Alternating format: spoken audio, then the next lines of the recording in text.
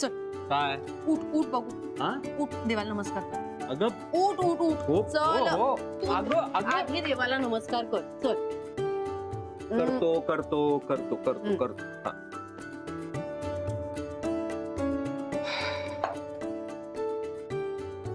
परमेश्वरा, आज कित्येक वर्षांनी तुझ्या समोर मनापासून हात जोडावेसे वाटतात.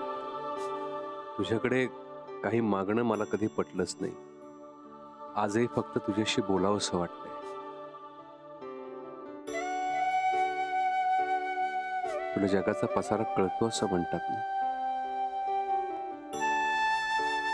मग मी हे सगळं का कशासाठी करतोय, कुणासाठी करतोय हे तुला नक्कीच कळत असेल.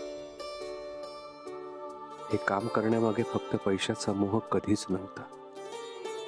त्याहून जास्त स्वतःला सिद्ध करण्याची जिद्द होती.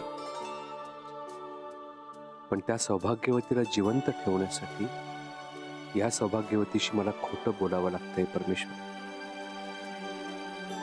तिथे माझ्यावर ही लक्ष्मी अवलंबून आहे आणि तिथे त्या लक्ष्मीवर अनेक माणसं अवलंबून आहे. त्या सिरियलवर कित्येक माणसांची कुटुंब अवलंबून आहे. मी हे काम सोडणं म्हणजे सिरियलचं नुकसान करणं आणि त्याहूनही त्या शेकडो माणसांचं काम काढून घेतल्यासारखं आहे. ईश्वरा, मी सुरेखाशी संपर्क ठेवला नाही तर हे सगळं अशक्य आहे. कारण ते त्या लक्ष्मीच्या दृष्टीने महत्वाचं आहे. फक्त एकच इच्छा आहे, हे या लक्ष्मीला कधी कळू नये, कधीच कळू नये.